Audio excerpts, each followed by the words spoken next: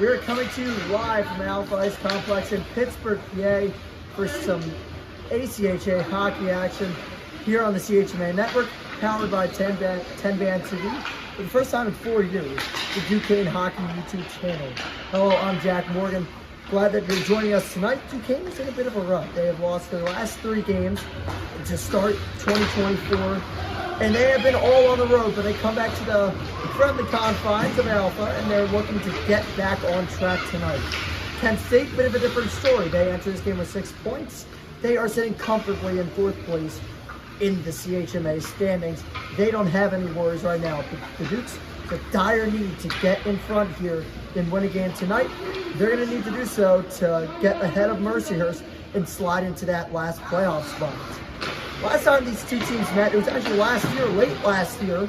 This was before they played Temple at home here at Duquesne, that is. That was the last game that they played at Alpha since break. And they played to a 5-4 result in overtime. Kent State won that with Zach Liericki scoring the overtime winner. And the Flash is going to look to do that again. We'll see if they're able to tonight. We're able to catch up with Coach Conrad Waite for Duquesne before the game. I'm sitting here with Coach Conrad Waite. Conrad, it's been an emotional week. How have you been able to kind of get the guys right for this game? And it's not easy, especially with Coach Maloney passing. Yeah, it's been I think emotional week is a fair way to summarize it. We have a group that I would say is very mature in that sense. And so, the focus coming into mediums that are really important to us and everything that Sean brought as a leader in our program, about back against the wall and, just taking care of what's kind of a big part of getting them focused on students. You have a new addition tonight. It's the first time he'll be playing at home, Brady Bajer. Yep. Just what does he bring to this team? We're really excited to bring Brady in. Excited to get him actually home in front of home fans. He's a little ball of energy, intensity, and his skill level is right up there with anybody. I think he's still kind of getting his feet wet at this level for the first couple weekends, but I expect him to be a pretty dominant force out there and to lead by example a lot with some really good team guys. What are a couple of things you think your team needs to do tonight to win? So we match up pretty well against Kent State historically. What we talked about in the locker before the game is focus on the defensive side. I think if we can shut them down and keep the low scoring game, we'll have a much better opportunity with it. But overall, it's just putting together a complete effort. Where we found the problems, especially this semester, is just those 1 or 2 bounces against you and have that shift. So, Coach, thanks so much. Good luck tonight. Awesome, thank you.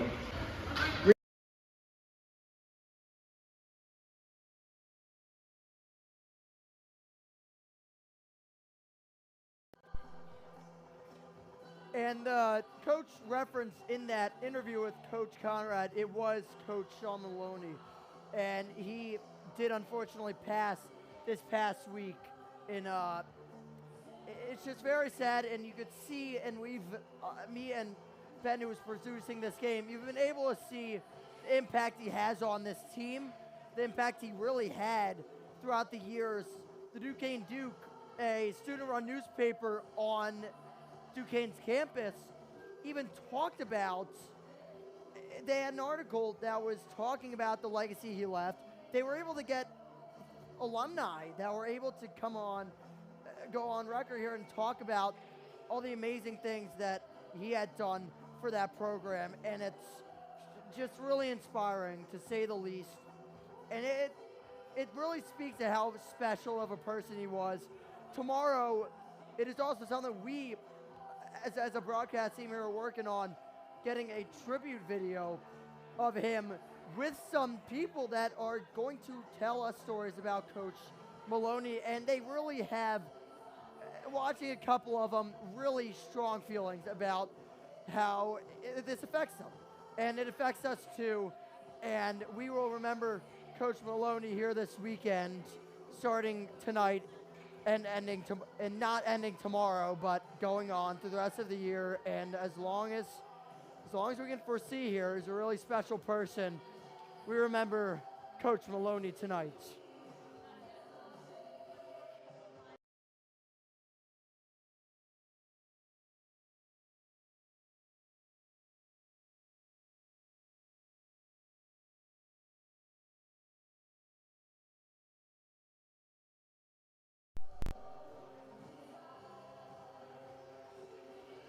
we're back, and Kent State is taking the ice.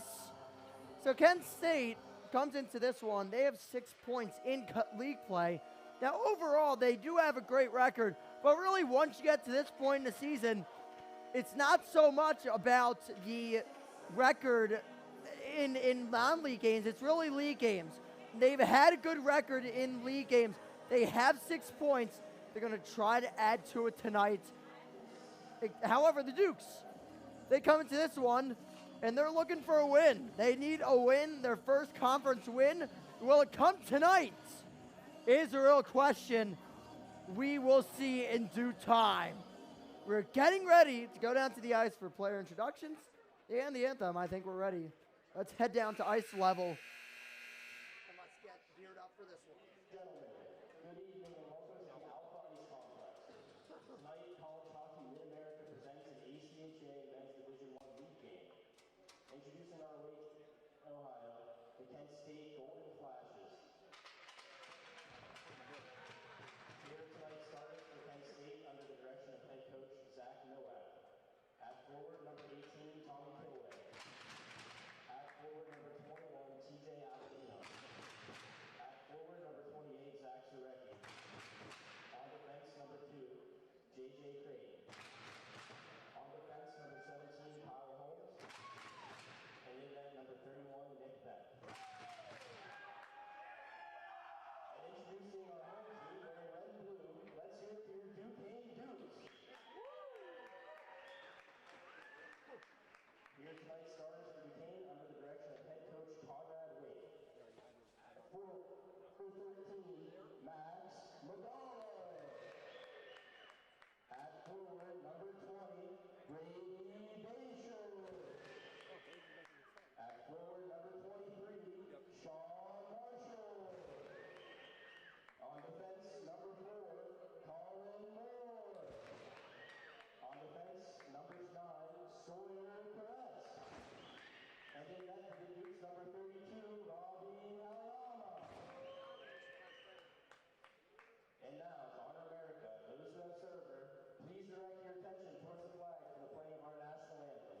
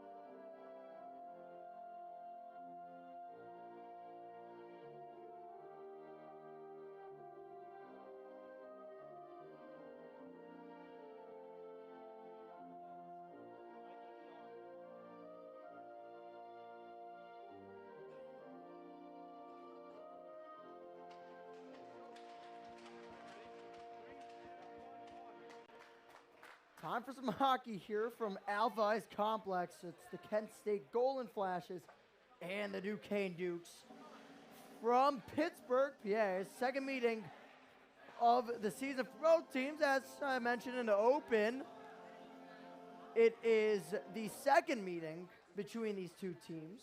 First game, they played into overtime. Kent State actually came out on top 5-4. And it was one of the guys in the starting lineup tonight who scored the game-winning goal. It was Zach Zwirecki, and he'll get the start tonight for the Golden Flashes. Speaking of starters, in net for Kent State, that will be number 31, Nick Beck. He's played in 19 games this series, 9-7-2. Has a 3.12 goals against average and a 91.9% save percentage. As for Duquesne, And here we go, we're underway. And at Duquesne, they'll have Robbie Halyama in net as Moore goes into the boards. Halyama 2-5-2 as he covers for his first save of the night. Halyama is 2-5-2 with a 90.2% with a 90.2 save percentage and a 4.6 goals against average. Overall in his career, he has 7 wins, 12 losses, and 3 overtime losses. 88% save percentage and a 4.73 goals against average. We're underway, and Kent State has really controlled things so far. Trying to push up for Reinbold. Duquesne can't get anything going there. Reinbold comes back for the puck, gets it deep at the Alpha Ice Complex logo. In Kent State's own zone, they'll move up ahead. Coming with it is Creighton. Creighton moves, shot, saved with the paddle there by Halyama. Give him his second save of the night on the second shot for the Golden Flashes. That one comes up to the point. Creighton tried to get it over for Odstrel. Nothing doing there. Now moving the other way. Metallo gets it. Roots around the net. Tried to wrap around. It goes flying, and so does a stick. Courtesy of a hit by TJ Avellino. Duquesne will retain the puck here. That one goes all the way down. Not sure if Metallo got a piece of it. He did not. Icing is called. And we'll stop things with 18:43 remaining.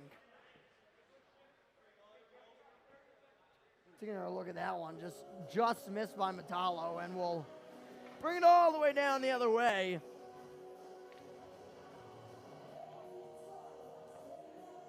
Kent State is led in scoring by J.J. Creighton. Creighton had that second shot there of the game. It was a good shot at some traffic, didn't go through. And that one denied by Halyama. That goes over for Brady Bajer, making his first start at home for the Duquesne Dukes. That one thrown on net by Lloyd. It's saved.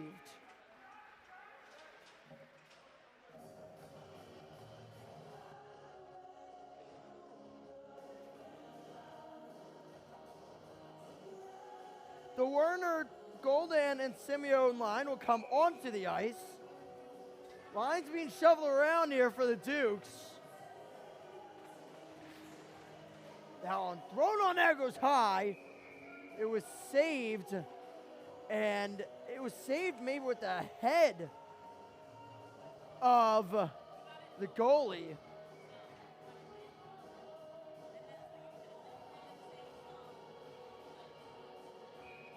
Here's Simeone taking the draw. Now, it'll be moved up the other way, but not far from Kent State. They'll try and slide back in. Would have been offsides if it was touched by Bryson Miller, so instead he'll let it go. Duquesne will move it up the other way. Here's Werner into the zone. Here's a shot, save, rebound. Out in the slot, controlled by Kent State. They'll move the other way with it. That was Gabriel. Flips it up ahead. That's for Miller. Miller can't quite get to it, but Lucchesi has it. Met in the boards by Butler. And now Duquesne will move the other way. Here's Werner, makes a move through a couple guys. Werner moves into the zone on the left side. Fended off there by Gabriel. Gabriel, a 6'6", 205-pound body. Kent State has at their disposal. There he is making his impact out there. That one goes out to the slot. Handled nicely by Duquesne at first, but instead it won't get out the zone. It'll be dumped in deep. Controlled by Moore. Flips it over to the right side. It's controlled by Kent State. That one thrown down front. Halyama still doesn't have it. It's eventually gone to by Lombardo. Net comes flying off of its nails there, and we're going to have a break in the action here. It looks like, not sure, yeah, there it was. And a little pushing and shoving afterwards to end the play.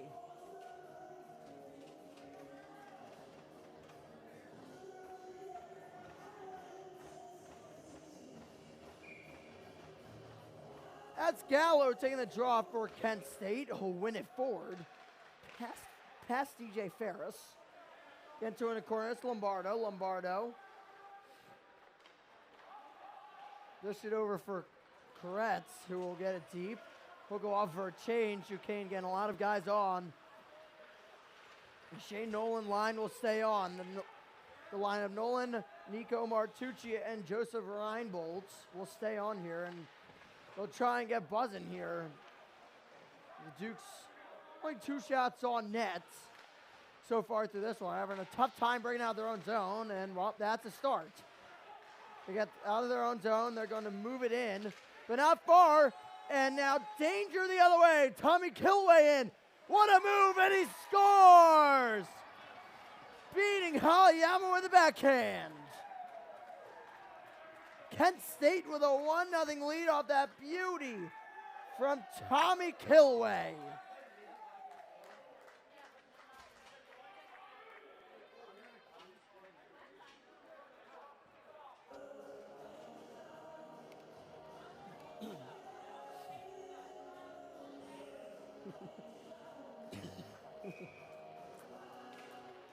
So it's 1-0 as we were set.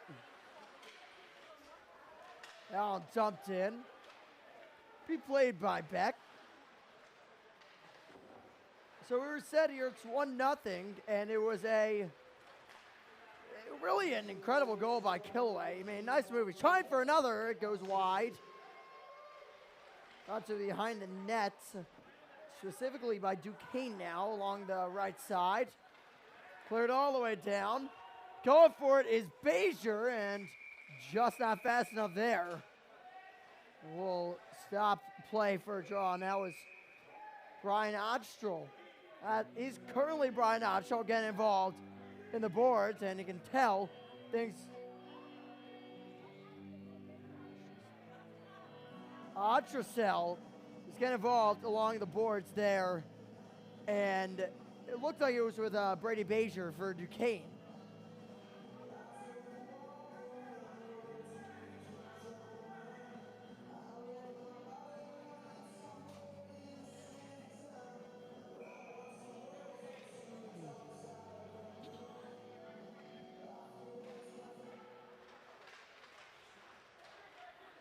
Duquesne will try and get some offense going here.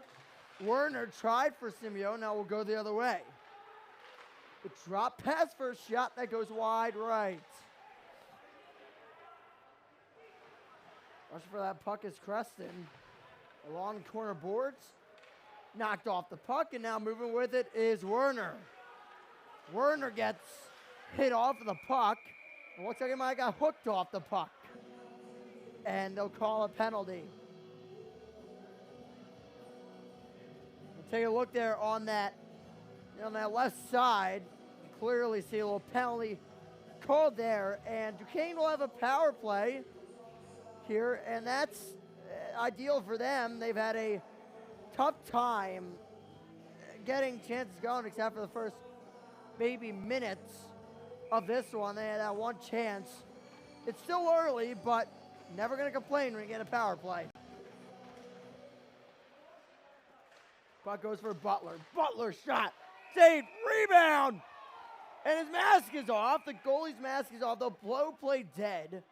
Duquesne not happy with that one, as they had a chance, but obviously the right call. But Kent State gets away. Getting a little lucky there. But it's better to be lucky than good sometimes. And that's one of those situations where you're happy with that.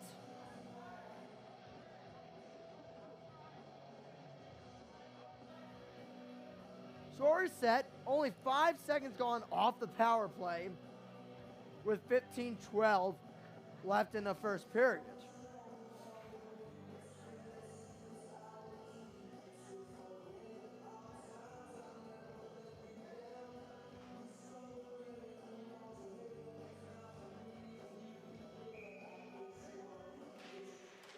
Puck one back for Butler. Butler tried to get it over for Bezier. Bezier making that a skilled play there to get on the puck. Bezier's shot is saved.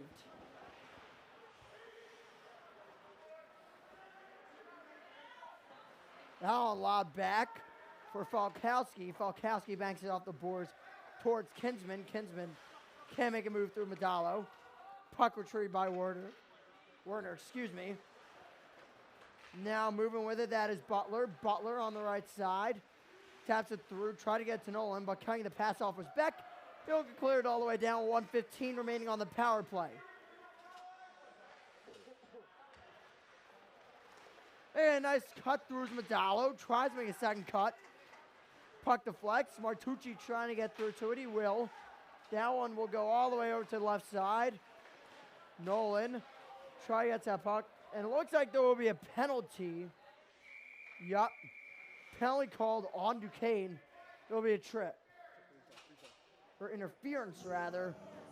Got tough to see there in the end, but they're going to get Nolan, I believe. Couldn't exactly see on the replay the full extent of it, but definitely a penalty. The right call made by the ref.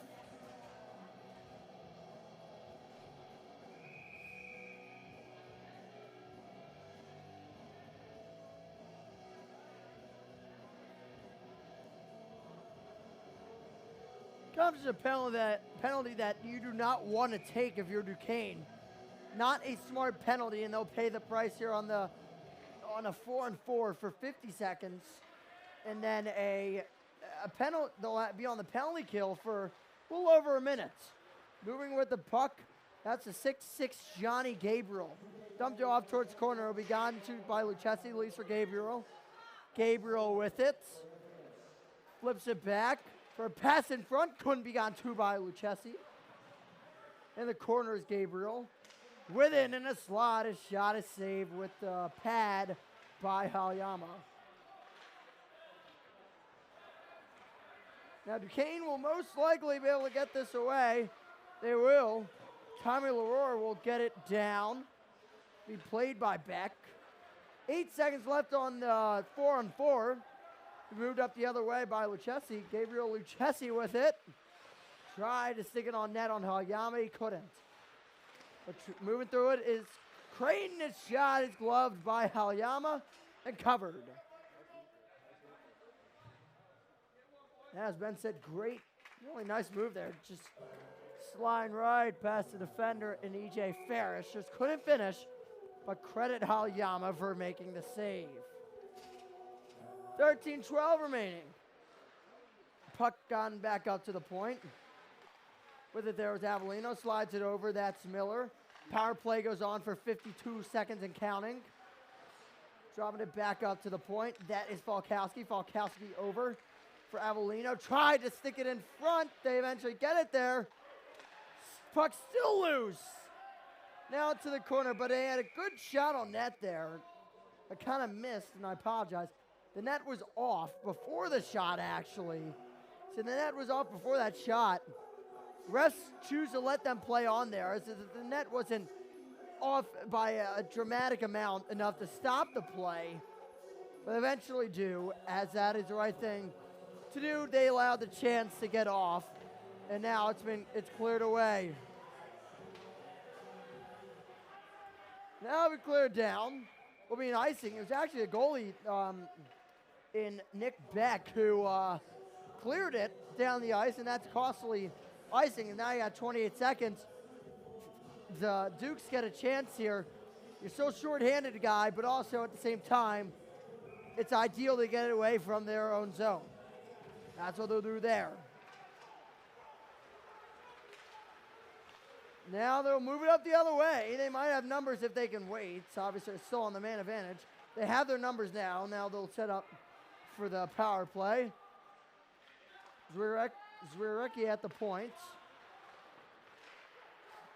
Pass for Zwirecki. Tried to get it back for Avellino. Couldn't quite keep it in the zone. And Gillespie will get to it. Mitchell Gillespie passes it back for Falkowski over to Avellino, that was. Swinging and missing on that one was Miller, allowing for the Dukes to get the puck, but they played it offsides.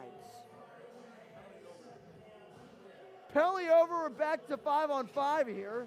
Fortunately for the Dukes.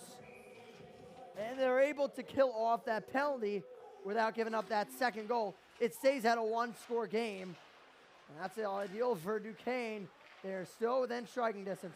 Nice moves by Koretz. gets it over for a pass in front. Couldn't quite get it to Koretz. Loses it. Now the puck will be dumped all the way out.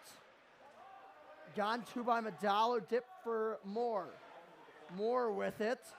Tried to get it all the way down for Marshall. Can't quite hit him. And icing is called with 11:33.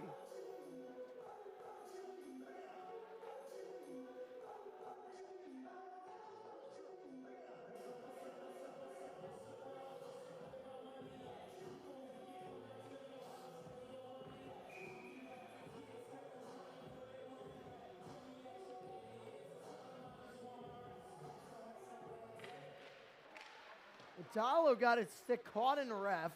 Doesn't end up mattering because Moore will get it out. Gives for Medallo. Medallo will clear it in. Be gone to by Beck. Beck handling the puck well today, aside from that icing, but it's all water under the bridge as nothing came of it. Moving up with it, that is Crescent, and offsides is called with 11-12 remaining in the first.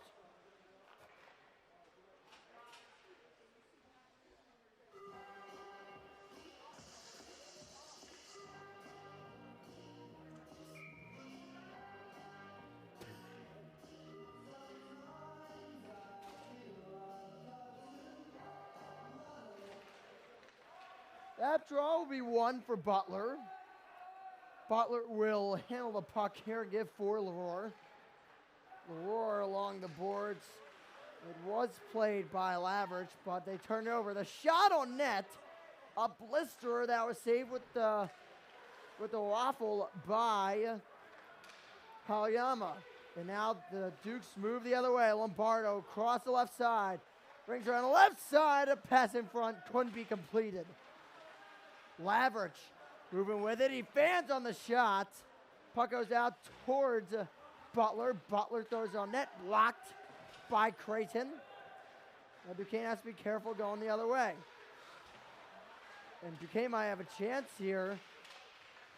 Puck couldn't be played at first. Butler moves in. A nice poke check by Beck to keep him off of the puck.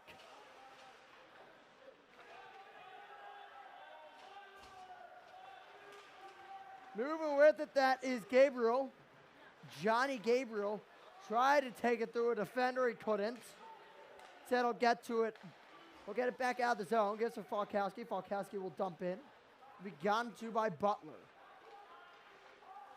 Butler tried to leave it for his deep pair, but it ends up escaping him. Who would end up escaping? Now, it was actually a forward, Nico Martucci. Regardless, the puck stays in. Thanks to Gallo, who passes for a shot from Florek, and it's saved. J.S. Florek there was looking for a tally to give the Golden Flash to 2-0 lead, and said they'll settle for their 1-0 lead. They'll have a good chance here with a shot on net, saved and covered by Halyama. A nice deke right there, just freezing the defender there. And Stewart is talking to him. Duke talking to the ref. We'll have to see comes of it. And it will be a penalty. Who it is, I'm not 100%. Is that Bezier? No, it is Nico Martucci, the junior from Irwin, PA. He is going to go to the box. And the Dukes will be shorthanded again. 9:19 remaining.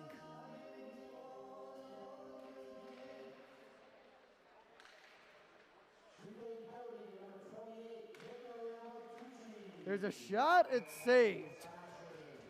And it will be covered. So they're going to give him a slashing penalty, Martucci. Flashing, yeah. So flashing in regards to the Kent State, yeah.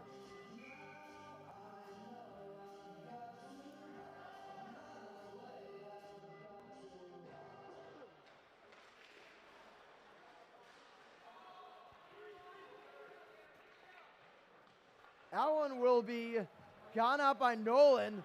Nolan in a foot race for the puck. He won't get to it. Lombardo fighting for it as well, and eventually winning that battle is Jack Kinsman. Here's Creighton skating along with it. He's a leading point getter for this Golden Flashes team. You got to watch out for him. That one will be cleared away all the way down. The minute 15 remaining on the power play. Beck plays it. We'll leave it for his Golden Flashes to move it up the ice. And moving with it specifically is Zachary Zwirecki. He'll throw it on net. It's saved. Still loose. And Ferris will just about get it to the blue line. That's all. Creighton, a wide open lane. The shot saved. Rebound still loose. Give Halyama credit for a couple of saves already on this power play. Play stopped. Net off, and they are going to stop play here as they will get the net set once more. And Duquesne's going to have to figure out a way to get through this next 47 seconds of action.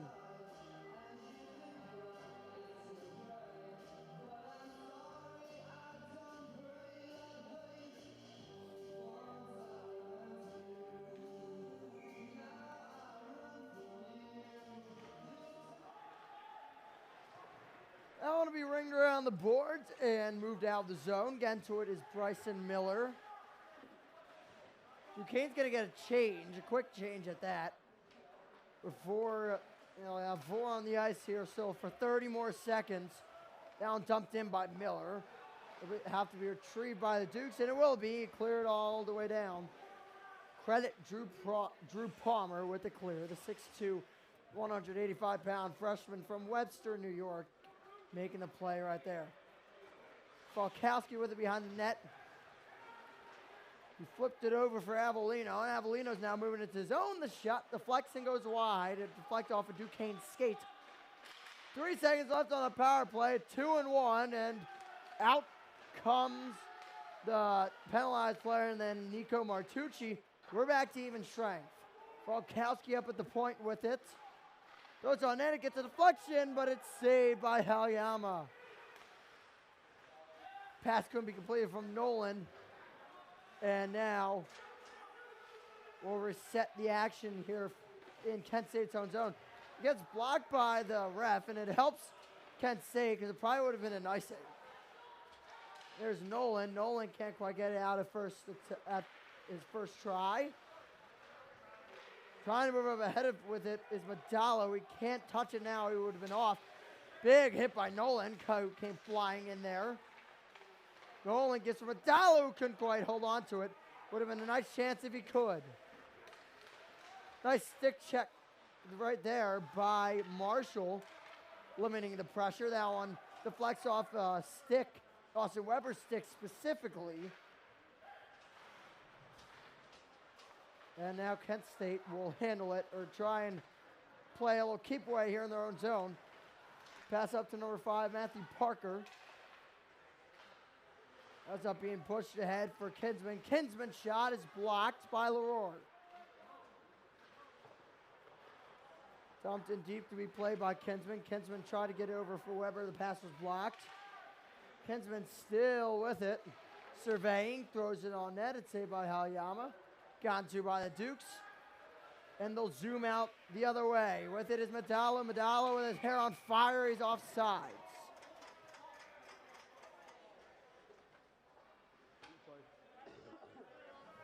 Take a look at Medallo, who's flying into the zone here. But offsides to call, the righteous call at the end. And they'll reset here, 5:36 remaining in the first period.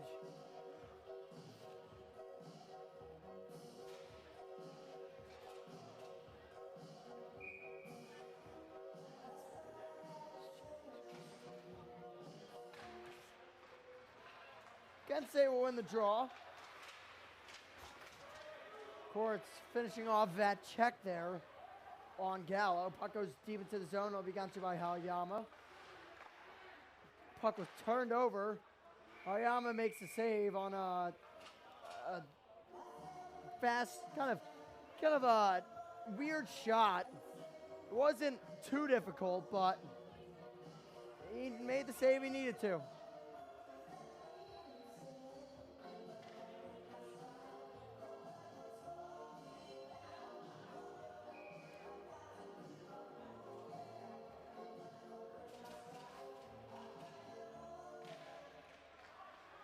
Nothing breaking the Golden Flashes stride currently. They're up 1-0 already, and they played near perfect first period. They got 17 shots. A couple of them have been real grade A chances, but they haven't been able to get that second one, and that's been the difference here. It's still 1-0 Kent State. Duquesne applying the pressure in the offensive zone on Kent State. Melissa Werner getting the puck and tried to leave it for Goldan, but Goldan couldn't quite possess the puck for long enough to get the rush going in the zone. Puck kept in for a shot from Lloyd. It's saved.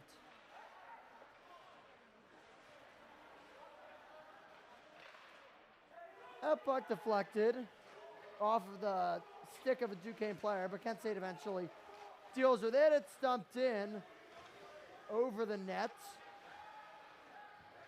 Unable to get it at first, but then taps it through the defender was Palmer. Almost a dangerous chance there for Kent State, but Duquesne survives as Halyama makes another stop. Taking a look, just dangerous in front.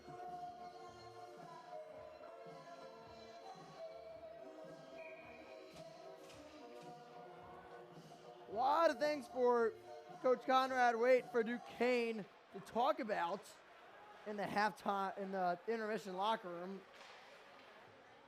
I'm on halftime. I'm watching too much college basketball. Big weekend for Duquesne in terms of sports. I feel like we say this every time we're on, but really this weekend, very big game for the Duquesne men's team, playing Fordham at 12:30. Dollar beers. So I've been told they brought that back. So that's definitely one thing. And then tomorrow night, Duquesne is home again at Alpha. And they might come down 2-0 now. Wow, what great passing. Even better save by Halyama. That one goes deflecting into the net. And play will be stopped. We'll take another look at that one. Great passing, even better save. But you look at that. The chance was still there, but it was blocked. Once again, so Saturday night after that Duquesne men's game, we got Duquesne versus IUP here from the Alpha at 8 o'clock. We'll be honoring Coach Maloney that night, and make sure to tune in early before that start. Tune in at 7:30. 7:30, I believe, is when these festivities are starting. We'll get you an exact, or where the ceremony will start, rather. We're going to get you an exact time for the end of the broadcast for that. Make sure to tune in. You'll have it here on the Duquesne Hockey YouTube channel. And we'll definitely be bringing that to you. Have a couple other things planned we hope to bring your way tomorrow. Really going to be an emotional day, emotional night for Duquesne hockey. But then on Sunday, the women's team, clearly, women's team won against the undefeated Richmond last week. That one gets out of the zone for Duquesne. They won this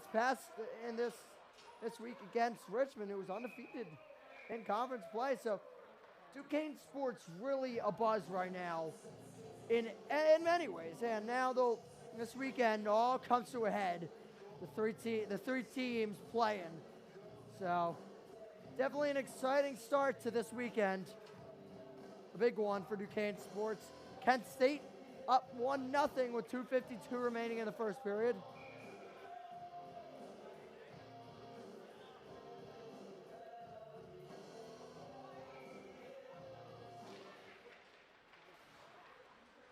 Face-off was won by Kent State. Back at the point. Creighton's shot is gloved by Halyama.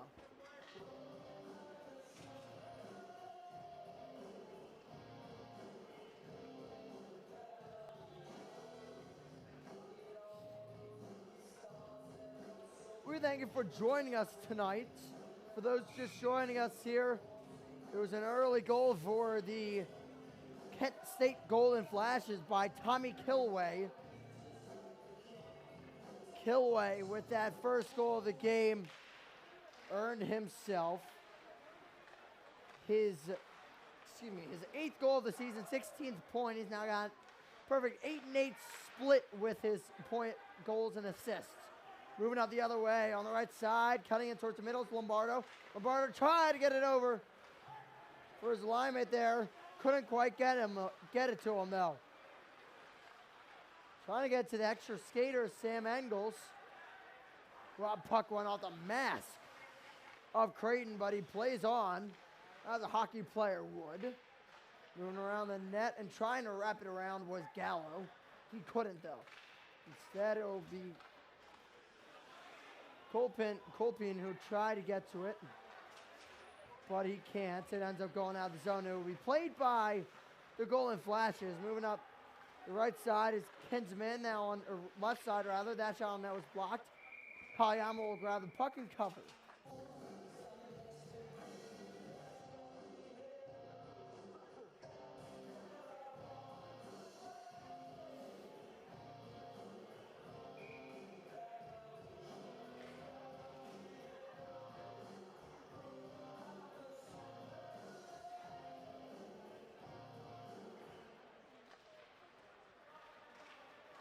Dukes win the draw. With his Leroy, gives it over for Goldan. Excuse me, that was Lloyd rather.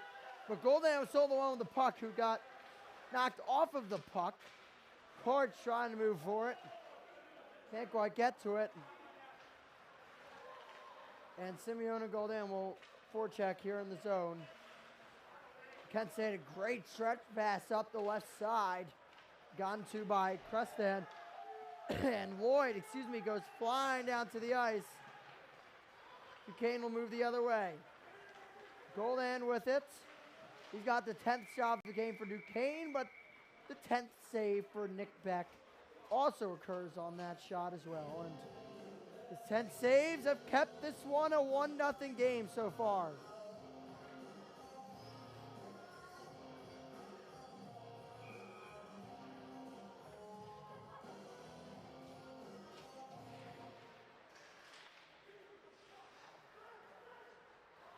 Puck will be played by Beck.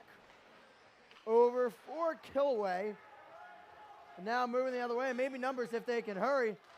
Trying to tap it over to that left side. But unsuccessful was Odstrel. In the corner, it's Avellino. Now over for Marshall, who tried to flick it out. He couldn't. Kent State will keep possession currently. Avellino back for Zwirecki. Down low, Zwirecki again. Zwirecki has it. Tried to get it over for Weber, but he fanned on it. Speaking of fanning on it, Duquesne does that there. They can't get out of the zone. The shot goes high and wide.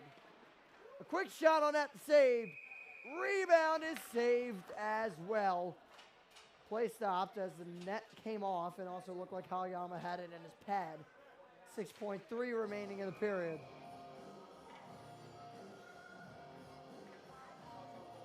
The shots on goal, really not even close. 23-10, and that does really tell a story so far in the first period. It's not really one of those situations where shots on goal doesn't tell a story. It really does. Kent State has worked harder in this first period to get their shot and keep the puck in the zone. They've done that effectively. That is what has led to their success, specifically the success including a 1-0 lead. 1 second, and that will do it for the period. With 20 down, the score is 1-0 Kent State. It was Tommy Kilway who got things going early on for the Kent State Golden Flashes. They're up 1-0. We'll be back with second period action after this. You're watching Duquesne Hockey here on the Duquesne Hockey YouTube channel.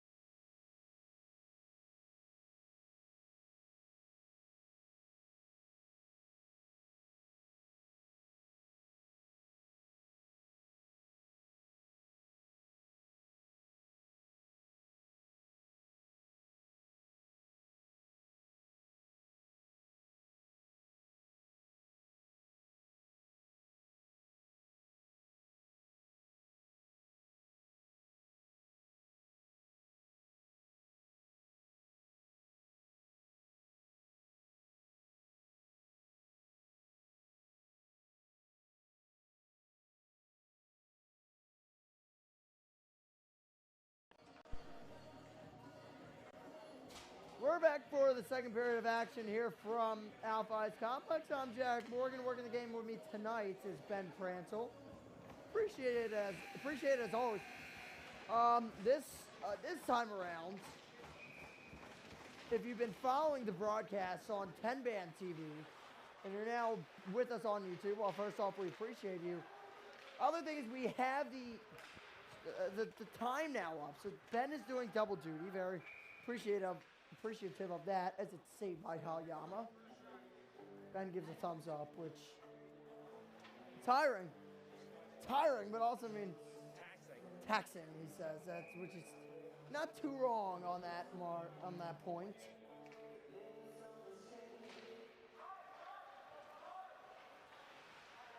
With his Palmer over for Reinbold. Reinbold has his pass blocked off. That one will be grabbed and covered by Halyama.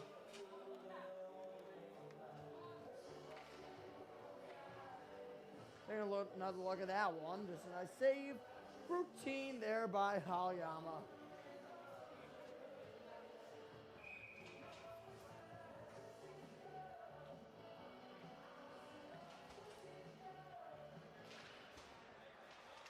Puck goes up to the point, it's blocked.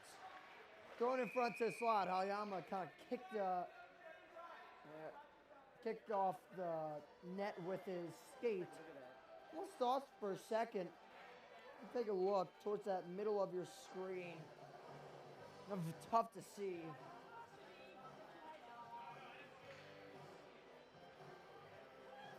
So I thought at first also that they're calling a penalty. It was a split-second thought. That's kind of had to hold up there. I mean, happened a few times already, but these nets aren't exactly held on like an NHL net. That's the brutal, honest truth.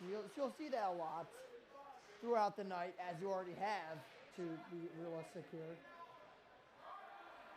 Battle for it along the corner will be eventually gone to by Leroy. Touch pass up the middle is for Metallo. He'll get it deep. Beja will go after it. Leaves for Leroy up to the point. Butler thrown on towards the net, but it goes wide. Beja gets to it, throws it on net, it goes wide. Butler's shot saved. He gets to the rebound in that right corner board, but he can't hold on to it. Puck stolen away by Marshall, given for Butler. Butler tries to get around defender, he can't quite get around him. Now moving the other way with Austin Weber. Weber gives a loud tap off the stick from Gillespie, and offsides is called. Gillespie, the guilty party, along with Johnny Gabriel, the 6'6" forward. A rules expert over here, Ben Pranzel, the eyes and brain of the operation. Apparently, I'm just a bronze. Yeah, here's the mouth. I'm certainly not the bronze. Yeah, you're right. I'm the mouth. Definitely not the bronze. That's why I'm here for calling it. And going down from the net was a Duquesne Duke. It looks like it was CJ Simeone. I'm not going to call anything there, but it did go off of its hinges there, the net, so they're going to reset that. And the face-off will go out the zone. And not exactly sure. I say that I thought maybe, given that it was not exactly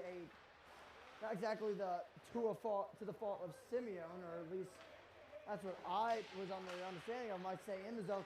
While trying to go between the legs, and he did for a shot, but a save by Halyama, just robbing the Golden Flashes of their second goal.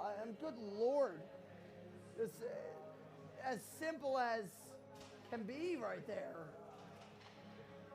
Quoting a Florida Georgia Line song. I mean, that's just made it look easy, but in the end, Halyama makes the save.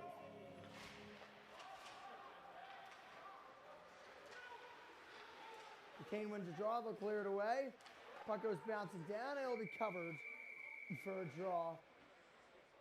Nolan was trying to go after it. Duquesne, as we mentioned, they have another game tomorrow night. It's against IUP. IUP won tonight at home at S&T Bank Arena over John Carroll, 5-3. That game was actually, it was 2-0 in the first period, John Carroll.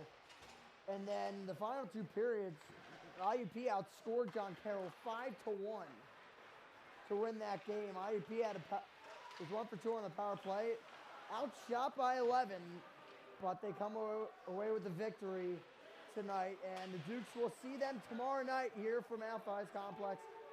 You can hear the call again from, well, yours truly, and that will be on the Duquesne Hockey YouTube channel.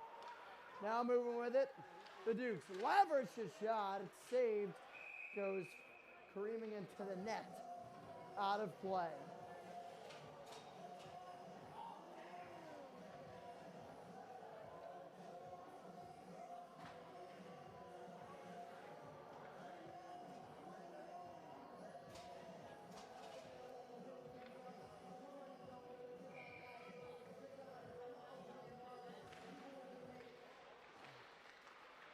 And from a Dallo shot, it's saved. J.J. Creighton with it over his pair, his D pair. They can't quite get it out at first. They can't get it out a second try either, as Leroy was there. Eventually, a third time, they make the play out of the zone. Here's Butler with it. It was tapped by Marshall. Marshall made sure to look over to the ref to indicate he did get a piece of it. Major on the pressure. Eventually, the Dukes come away with it. Leroy with it. Stops. Tried to leave from Medallo. Instead, it goes up for Butler. Butler has a lane. He has a shot, but he's denied. Look at the top there. Look at number 8. Butler taking his time, making sure he has that shot. And he did, but he was denied. In front by Beck. Something you got to watch out here for is there are 2 goalies. I mean, Alex Toth and Patrick Crisso. Even though Nick Beck has played 19 games, Toth has played 6 and Crisso's played 8. So it wouldn't necessarily be shocking if you see a little split action here. But in a league game, you might want to go with your best bet, and that has been Nick Beck this season. See what happens. Reinbold with it. Tries to push it ahead, but he goes down. Nolan on the forecheck there. Can't quite do anything. A puck will be deflected into zone when play stops. Not sure if that was out of play or what happened there, but we're going back to center ice for a draw.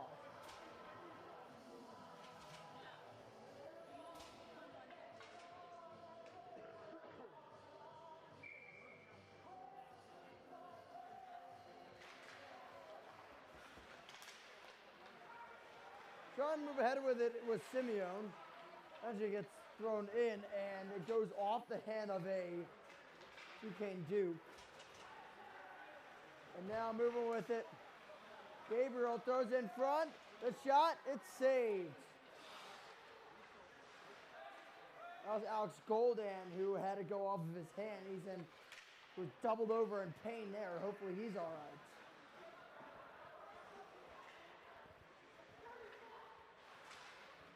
So with it, Gabriel loose it, and it goes out of the zone.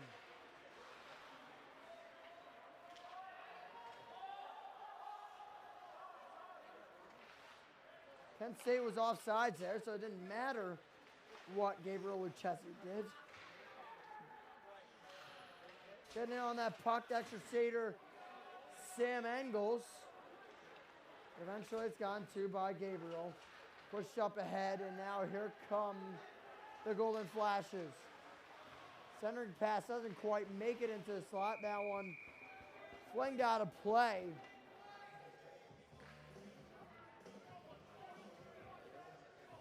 It looks like no penalty there. No delay of game, luckily for the Dukes. Play stop, 14:39 remaining in the second period.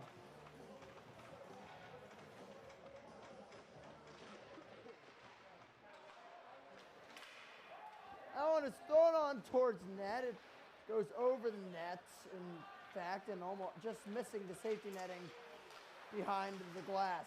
Now moving the other way. Kilway's shot is saved. And yeah, I believe that was, excuse me, that was Kinsman. Kilway had the first goal. And the Kinsman he was the one with the shot there, but it was Kilway who had the breakaway chance at first. And Kinsman had numbers there, couldn't finish. But that was also thanks to Halayama making the play. Down, clear down. It's going to just avoid an icing. He ringed around. Marshall can't hold on to it. Neither can Leroy. Now a dangerous chance the other way. Possible 2-on-1. Pass thrown in front. Couldn't be gone to by Creston. Creighton with it. Gets it down low for Kinsman. Trying for it is Parker. He's doubled. Had a little help. Puck's kept in by Creighton at the low point. Eventually gone to Marshall. Will be cleared out of the zone. Would have been off if any Gold Flash players had touched it, so Duquesne was able to take their time there. Maybe danger the other way with Giuseppe Gallo. He's taking off of the puck. Puck bounces down front. Duquesne has it. And now moves some speed the other way with Marshall. It's going to be Madallo, that is. Madallo, moving in his wraparound, goes off the bar. This pass over 4 shots. And Bajor's denied.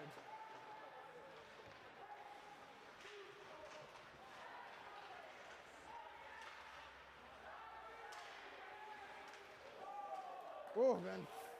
Going flying in for a check there was Nolan. Missed it by about a mile. We got to admire the effort. Duquesne coming out more energy here in the second period. That's something I'm sure Coach Waite was looking for. That one bounces out front. So with a Koritz. Over more for Martucci. His deflection goes off the glass. Going down in front is Nolan. Nolan standing over number 22, Giuseppe Gallo. Let's see, yep, down right there, by cross-check. And they will get Nolan. Duquesne is lucky if they get matching minors here, and they do. You got to be quite honest here.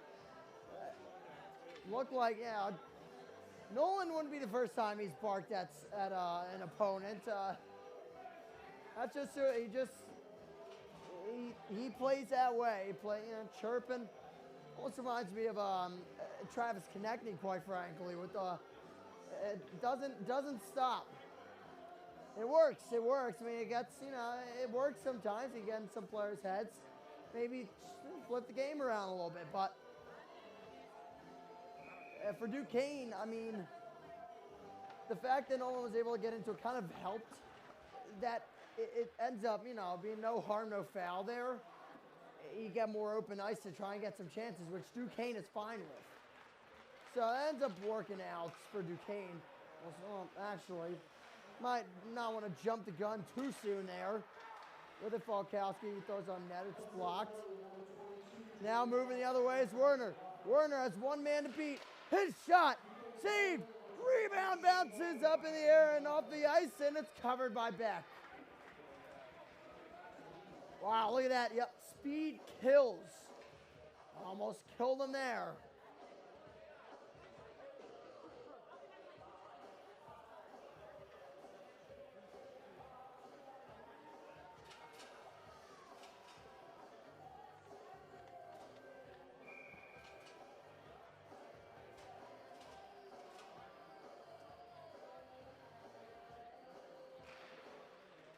Medallo wins it back.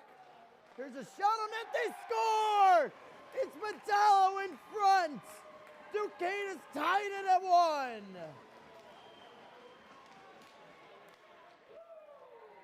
Medallo wins the draw.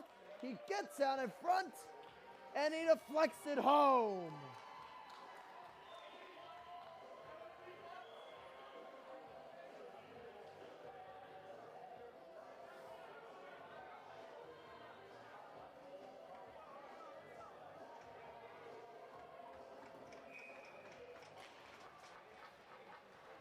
1-1 the score as I did mention, I mean, that the 4-on-4 ends up working out in Duquesne's favor. And almost another chance. Bajer fighting to keep it in. Venture's kept in. Leroy moving with it. His shot saved. Rebound thrown in front. Bajer at the point. His shot is saved. Duquesne buzzing now.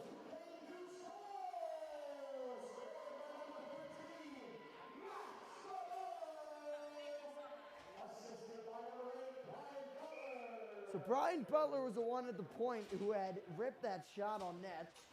So credit him for putting it in a place where Madala could get to it. Nice pass up to the point for Palmer. Moving in Palmer. Palmer is still with it. He throws it in front. Bounces towards the slot, towards the left side, right side. Palmer gets to it again. So with it, Palmer. Palmer goes down. He wanted a call. He isn't getting one. And Kent State will move up the other way. A pass couldn't be completed to Gabriel.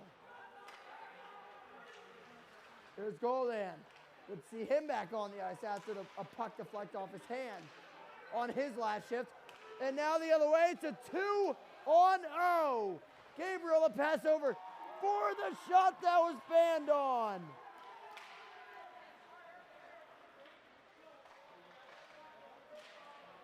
Goldan with it. He can't get it out. Well, now he can, and he might move the other way. A 2-on-1. He has Lloyd. His shot. He scores! Alex Goldan, and it's 2-1 Duquesne. And bang, there goes a stick. The frustration from Austin Weber and Kent State is apparent.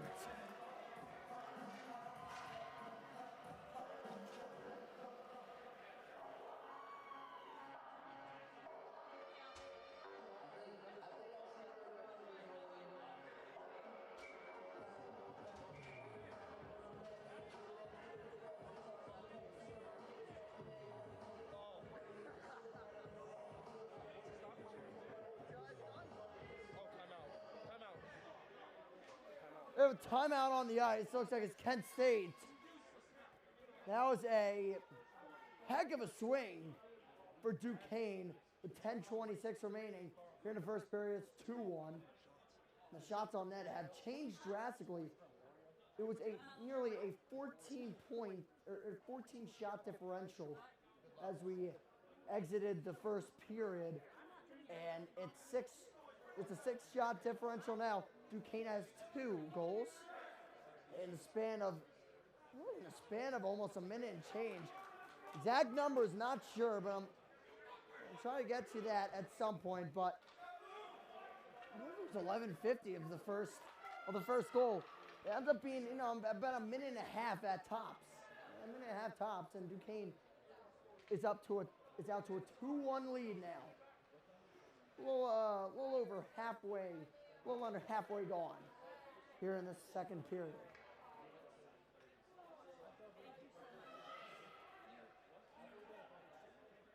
So here is, in the draw, I believe that will be Martucci, and it will be the Martucci, Reinbold, and Nolan line on for the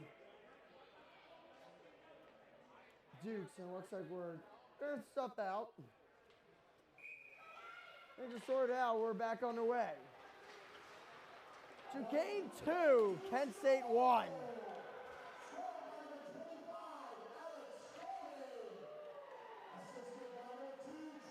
Now we'll move the other way. Maybe some numbers for Kent State. The shot saved. Rebound backed off the boards. First shot from Falkowski. Rebound. They score. Just like that. We're tied again.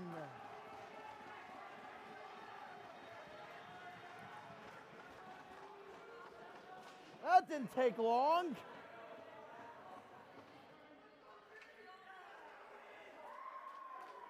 Wow. What about that? 28 with the goal. That ends up being Zachary Zwirecki. Zwirecki, as we said, had the game-winning goal in overtime the first time these teams played. He has yet another big goal.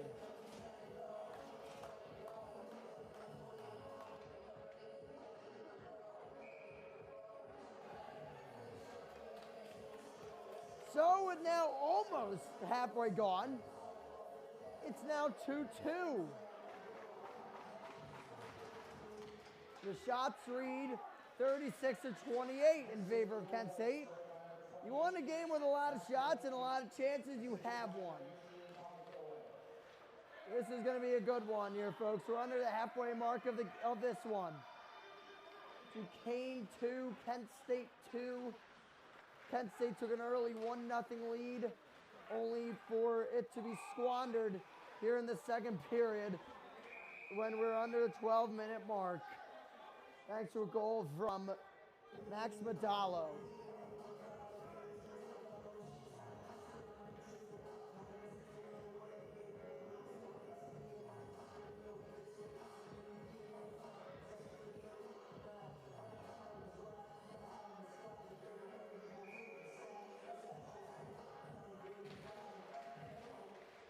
Face-off one into zone by Marshall. Marshall goes down. Medallo trying for it. Puck still loose. Down to by Bezier. Will dump it back from Medallo. Tries to throw it in front. No one there.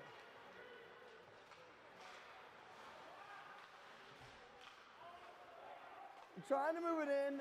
Kent State, at first they failed. They now have it in the zone. With it is Creighton. Leading point getter for the Dukes. Excuse me, for the Golden Flashes. Allen Shawnette saved. And the rebound went behind the net. And a penalty is called. It will be on Bryce Colpine. It looks like that's going to be for interference or boarding. Pretty sure it's boarding. Very close to that corner side board. And we'll see the Dukes go on the power play here.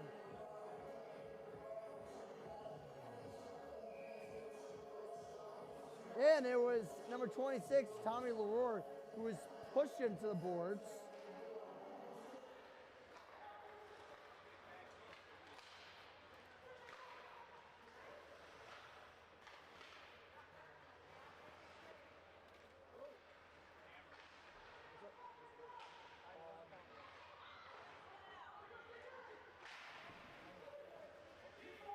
Duquesne trying to get out. Wow. Taking a high hit with Simeone. Not sure how they missed that one. He'll go to the bench. Hopefully he's all right. Also looks like he got caught in the neck with a cross check.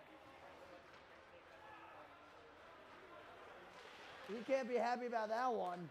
So it seems like the refs did not see that because that probably would have been called a penalty. Here's Bezier. Bezier with it. He hasn't been with the team as much, but he finds himself on the power play. Dude's trying to inject some offense into this team here in the second half of the season. And Bezier only in for Bezier, it is his fourth game, his first home game. And that one is not exactly thrown on net. And that can't be kept in. If he was able to keep it in, would have been a dangerous chance, but Butler will drop back and retrieve it. Butler on the right side, in the middle, that's Werner. Werner drops back, drops again for Bezier. Up for Werner. Excuse me, for Butler. Down one for Bezier. Over one time, Medallo! Denied! Nice play by Medallo with the stick to keep it in. But it will be for naught as it will be cleared away with 15 seconds remaining on the power play. Here is Butler, gives for Simeone. Reinbold tried to pass it up for Simeone, kind of cut out, trying to be the middleman there. 1 second remaining on the power play. We're back to even strength. Golden will let it be dumped in by Simeone, but timing didn't work out. Good to see Simeone back out there after he caught a fray to the neck. Pinching up for that was Lloyd. Duke's hoping that doesn't cost them. Not looking like it will at the moment. That will be dumped in. Gone to by Lloyd. Lloyd drops back, almost dangerous, but it's gone to by Palmer. Palmer moving up. Here's Palmer. Jumps it in. Takes a weird bounce, but the weird bounce is handled by Beck. Oh, thrown towards net. Doesn't make it there. Taking a slide there was Martucci. Lost the puck. But Lombardo gets it back. Lombardo looking for someone in front. Leaves Martucci behind the net. Martucci banks it off of Gabriel's skate. That shot goes wide. Puck bouncing around. Still loose. But eventually gotten to by Lucchesi. Lucchesi with it over. Puck tipped back and out of the zone. That one slapped backwards by Ferris. Nolan tips for Lombardo. Lombardo with it. Lombardo taking down the 6'6" Gabriel to the ice. That's pretty impressive, given the size difference right there.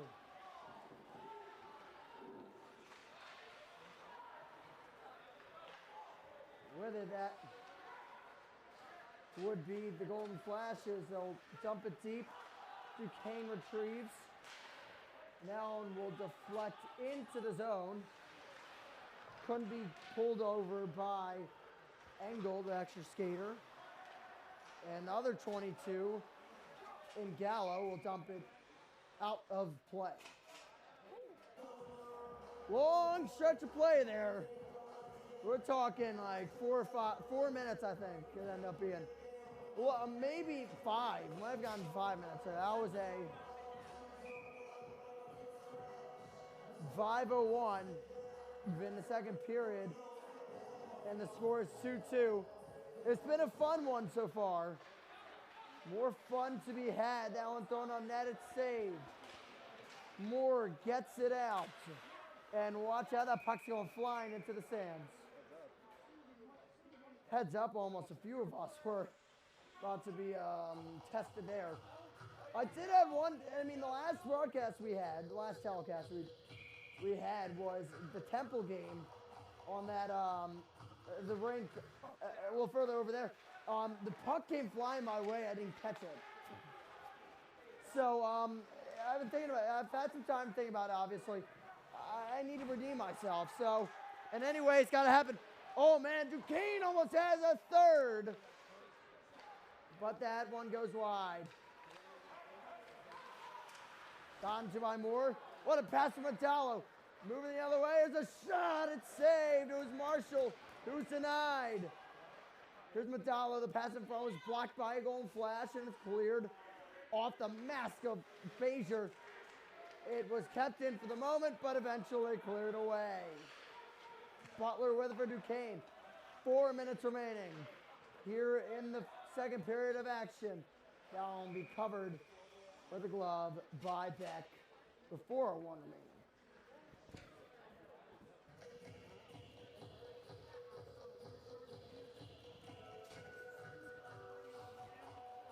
So it'll be a draw in Duquesne's offensive zone.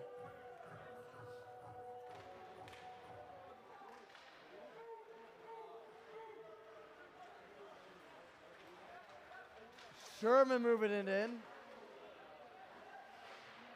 And now it goes flying off the safety netting and out of play for a stop. For stoppage of play here with 3:48 remaining. Still on even strength. Here we've had some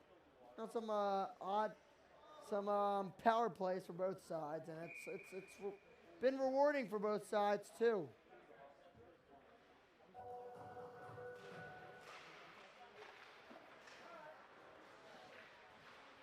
Saved by Hayama in the corner. Here's Nolan. Eventually we'll get out. And dumping it in, that was Sherman. Gore with it, banks it off the net. Nice little bank play in the end. Here's Butler trying to move through it with it. He can't. It will not be kept in. Would have been offsides. Moore will go off for a change. And that'll be dumped in. But it'll be an icing called on the play.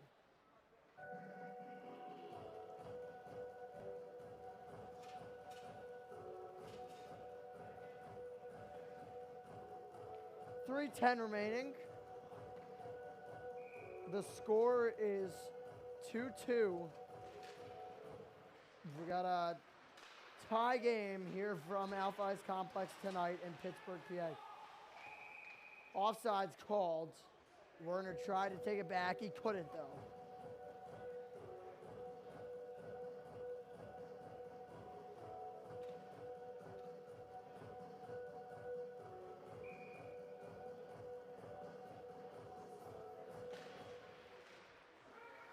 Here's Simeone with it. His shot on that, it's saved. Gone to by Kent State behind the net. Moving up the middle with a little danger there was Creighton. Now on the left side, they have numbers. The pass in front for Creighton. Saved by Hayama. Nice pass in front. The swing pass can be made. Maybe a 2-on-1 if they hurry. They might have numbers still. Here's Simeone. Drops back. It's gone to by Lloyd in the left corner. It'll be ringed around and off the safety netting out of play.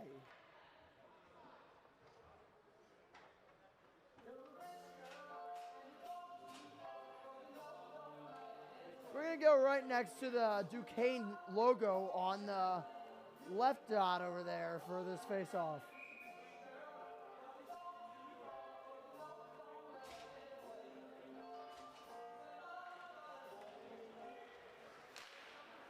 Puck will be dumped in, or will be gone to by Beck. Ferris had a chance to throw it in front, but not sure if anyone would have been there in time to throw it on that. Then that is a high slash from E.J. Ferris, and when it's touched up, Kent State will go to the box for, or excuse me, E.J. Ferris will go to the box for a slash.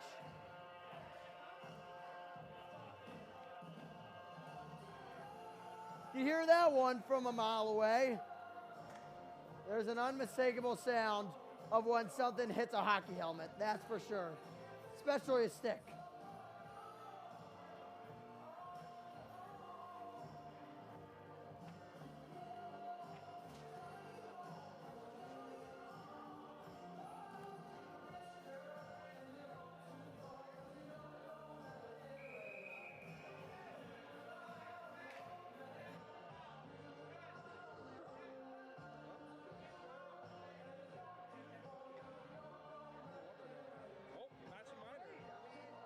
Oh, wait a minute, hold on.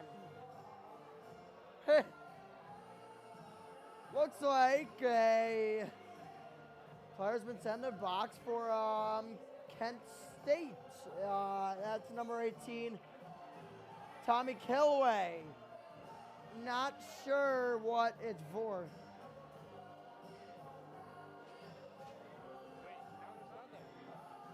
Oh, never mind. So 5 on the ice currently for Kent State, so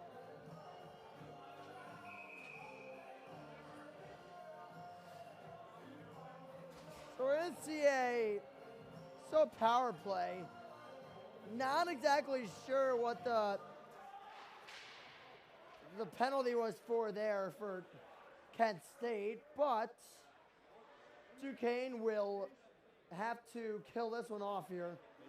With almost a minute, or excuse me, a second of time between the game clock and the penalty, and we're gonna have a penalty. This one's going to be on number 7, and Gabriel Lucchesi. Looks like it's gonna be interference, so it's gonna be interesting. It's going to be a very, very interesting next minute 43. So essentially, I mean, next one, the rest of the period is going to be 4-4. The second doesn't really matter too much in the end. I mean, we'll go to the intermission, and a second will be taken off of the power play. Whoop-de-doo, but it'll be interesting. Duquesne will. If nothing, no goals are scored here, Duquesne will enter the third period with a power play. That one shot net, it's saved. Rebound goes careening off the glass.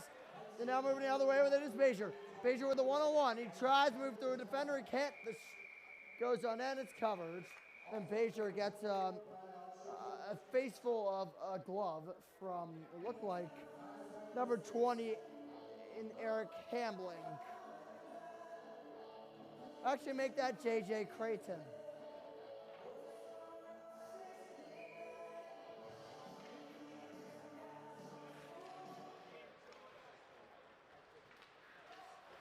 Creighton tries to pass up for his teammate. Doesn't quite make it there. Now thrown on net. Hit the side of the post. Battle for the puck rages on in the corner. A minute remaining in the period. And for that effect, 55 seconds now remaining on the man advantage, on the 4-on-4. Duquesne on the forecheck here, specifically with Shane Nolan at the very end. Moving it in. That is Baxton, and that shot goes wide. Maybe a 2-on-1. Butler couldn't quite get there. Nolan's shot is blocked. Nolan so with it, tries to throw it out front. Lloyd wasn't exactly booking it towards the puck at the beginning. Now I'll have to get back. Nice play made right there by Medallo on defense. He's had some offensive chances. He's had a goal, but that defensive play might have been the biggest play all game so far. I mean, that could have really been a disaster for the Dukes. Already given up a breakaway goal. Could have been number 2 on a break for the Golden Flashes. Period comes to a close with a score of 2-2. Dukes scored 2 in the period, 2 in about a minute and a half. Kent State responds pretty swiftly after that. We have a heck of a third period coming our way. We'll be back after this. You're watching Duquesne Hockey here on the Duquesne Hockey YouTube channel.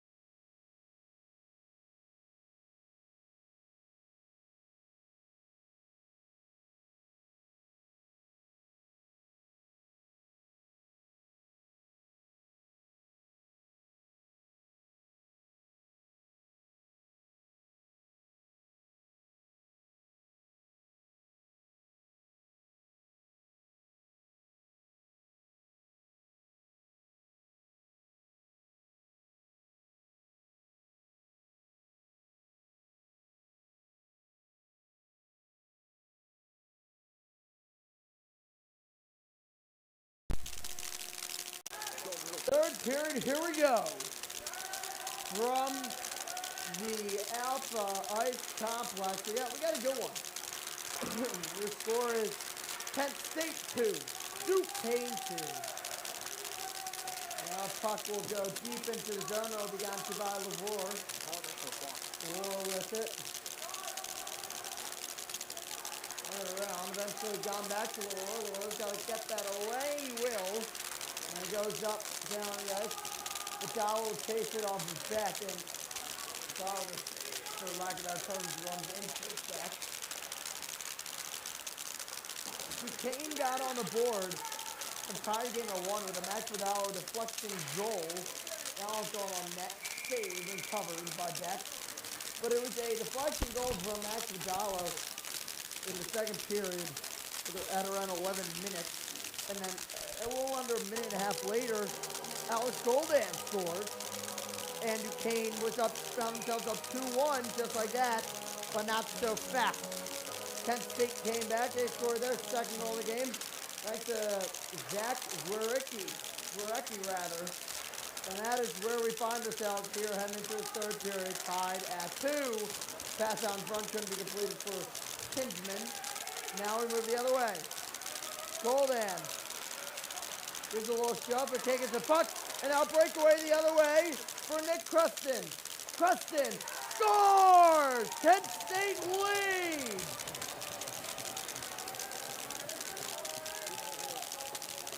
Now looking at it, Cruston moves in with a forehand. And he puts it home. 3-2 Kent State.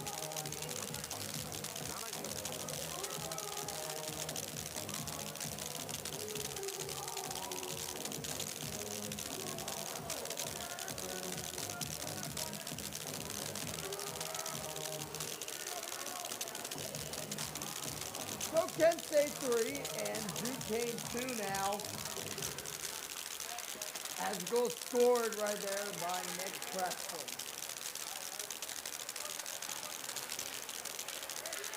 So 1 goal period for the Kent State Golden Flashes so far.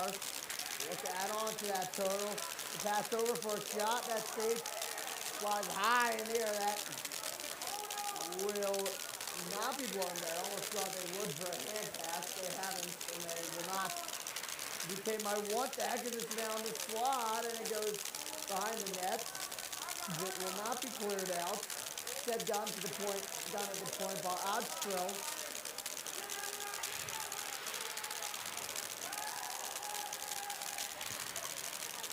Puck bounced around on that right side.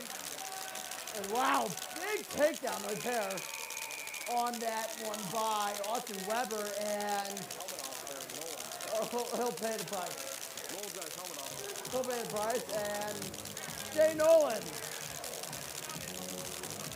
Jay Nolan says, there it is, what I tell you. And there it is, it's a penalty.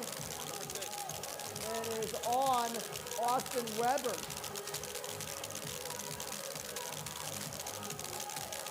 The forward from Oak Ranch, Texas, goes to the box. By interference to call. And Nolan seemed, and Nolan certainly was pretty happy with that. He's got his team a chance. That's on that same rebound. Couldn't be gotten to by Nadalo. He tried to one-time it, and it cleared away.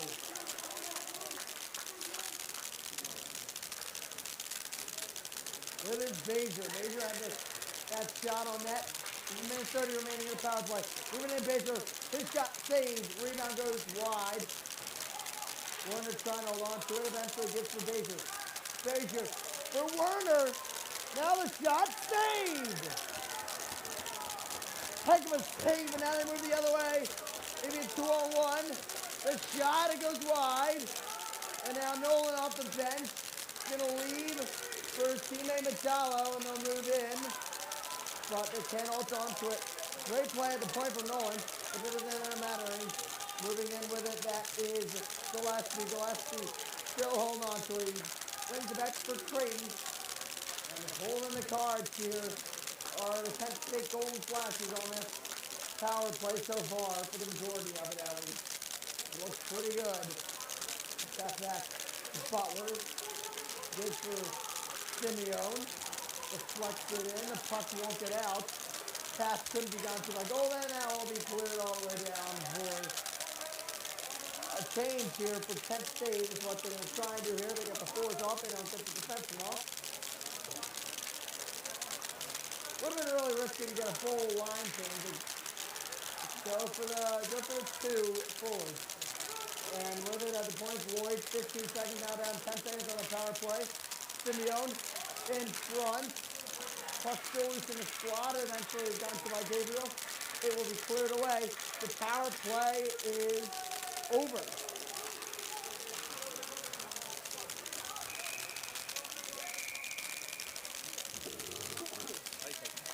Icing called with 15:45 remaining in the third period.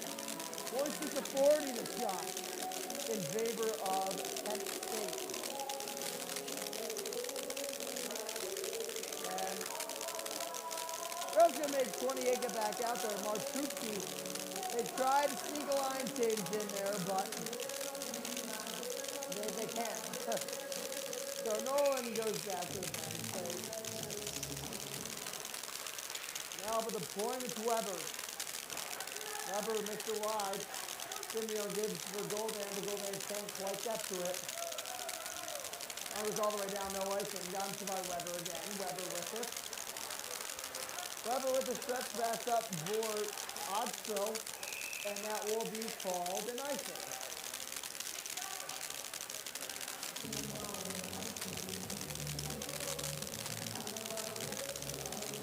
Look at that one. There's definitely an icing.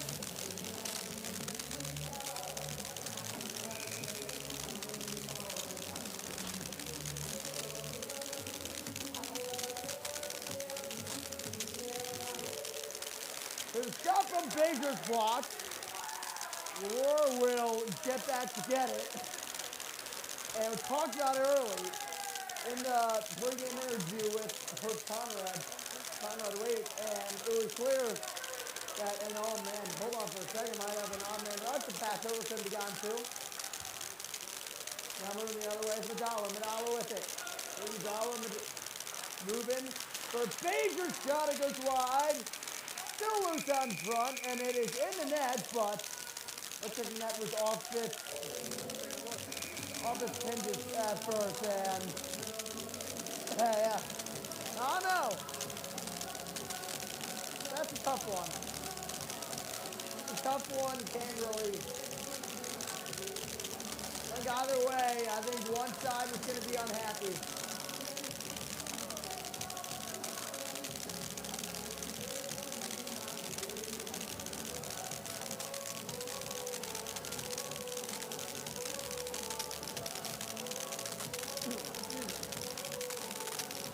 Talk about this in the broadcast, at the beginning of the broadcast. Taser knew this before the Jews. You know, we were told by Coach Wade that he has been already been a guy that they've been looking forward to having on this team, and he's brought some offense. He's really helped the offense. So is Medalla. Medalla's a sophomore, so look at Medalla, and wow. Good lord, that almost. And they might call a penalty there. They will. They're gonna get him for it. And that is not exactly the smartest penalty to take right there from Gabriel Duquesne. So full box over there for Kent State. Our play for the Dukes here. 14:37 remaining in the third period. They're down by one.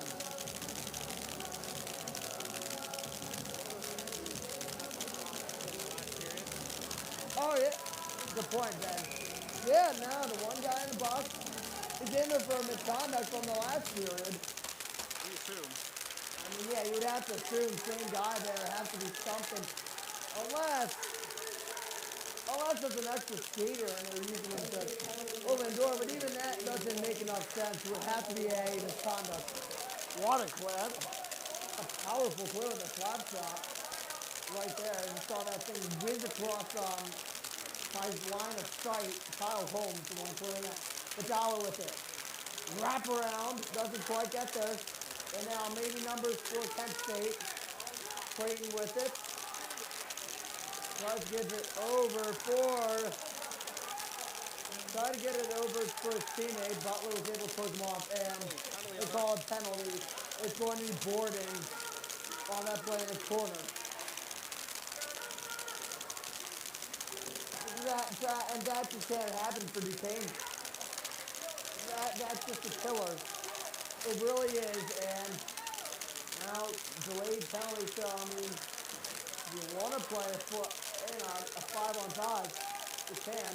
That's what they're going to try and do. They don't get much out of it. It's cleared away, but it's touched up. So penalty call.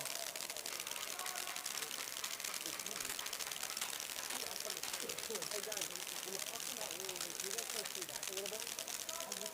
This is what we're not scoring now.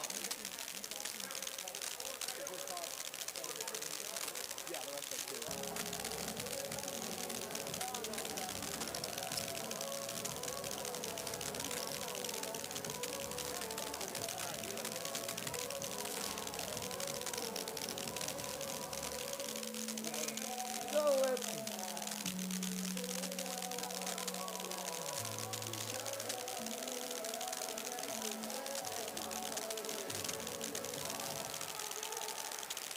Back with the action here, and Duquesne can't quite get it out.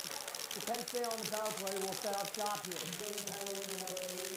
Stick goes flying. That is Gabriel's stick, but he ends up getting it. So back to that man advantage here for Kent State. Up top. Watch out, see if it over a shot that was kind of banned on and went wide. Down through by Gabriel. Gabriel's a tough guy to get down. And another penalty. Another penalty, so we got 6-on-4 now. Or rather 5-on-4. So 5-on-4 now. And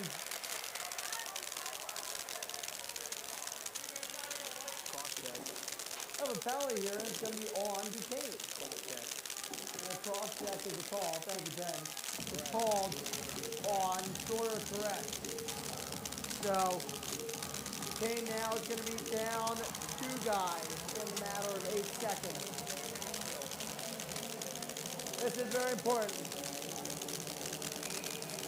This really could be a game-defining moment here for the two. They really need to get this one killed off, and the kill starts right now. It is a 5-on-3. And a good start is cleared away. Now moving in with some speed with his hair on fire. Creighton lost it and it's out of the zone. 55 seconds remaining on the 5-on-3 here for Kent State. Puck banked off. And all the way down. Palmer has time and not a lot of time. He makes the play and it's cleared away. Tackler with a nice pass. He handled the puck very well from behind his own net. Moving with it, Gabriel. Gabriel in the right corner with it, Gabriel. Still with it. One time goes wide. 25 seconds. 25 seconds left on the power play. The shot is saved by Halyama and covered. And he can breathe for the moment. Look at that one.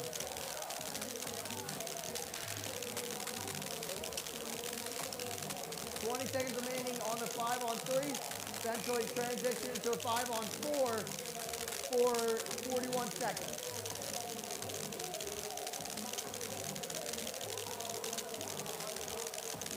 That is right. Yeah, Ben, you're right. That is a 91 shots. 91 shots on goal. It's not even counting the ones that are off target. We're well over 100 shots here. Down goes in front. Loosen the slot for a second. It's gone to Kent State. The cross pass over the shot. And the save 4 seconds left on the two-man advantage. Cross pass over, lost. It cleared away, now moved up the other way.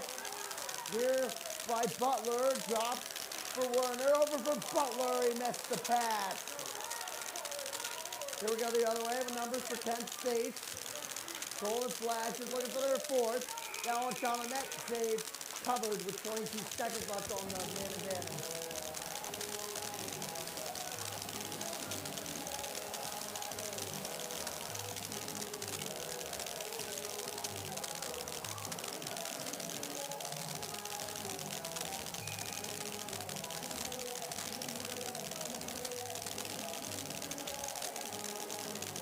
Goes up to a point for Creighton. 18 seconds left on the power play. Good defense by Duquesne there. They're able to get a deflection in, out of the play, the puck goes.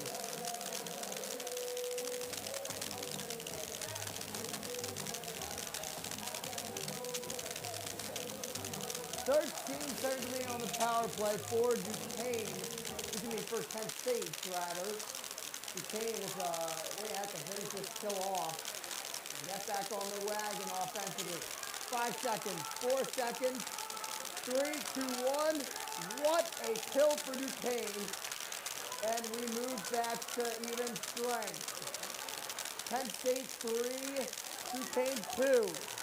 Gabriel moving with it. Over 4, shot off the bar. And it goes in. They score, and what a screen in front of pair of screens from Kent State. It's 4-2. That fourth goal is important, and Kent State has it. Wow. Looking to J.J. Creighton. We mentioned multiple times tonight, Creighton, the leading point getter for the Kent State Golden Flashes. He now has 13 goals on the year and 37 points.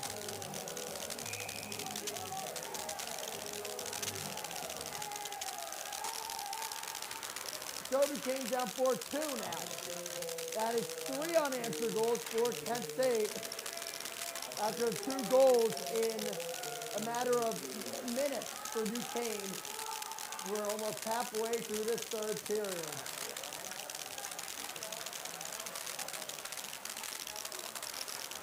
Duquesne had some late game heroics in the last meeting between these two teams. Let's see if that's in the cards tonight. That one will go all the way down. No, I think. Gone through by Leroy.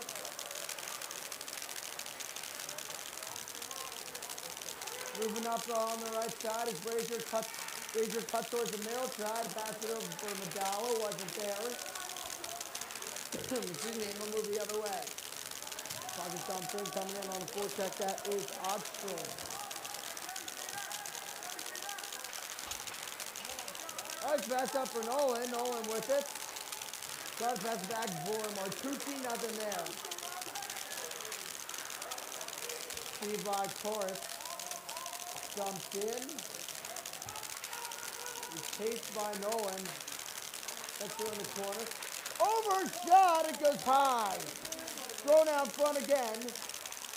But it doesn't quite make it to the slot. Torres' shot is saved and goes careening off the netting out of play. With 8:55 remaining in the third.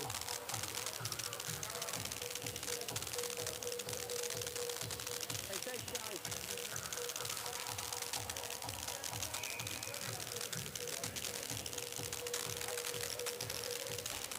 Face-off tied up, that's been won by Duquesne. The corner Simeon going for it. He can't quite get to it. Here comes Kent State. Their own zone, breaking out towards the red line, towards the middle. And check, pass down the line, couldn't be completed. The blue line goes in on that, is saved by Hayama.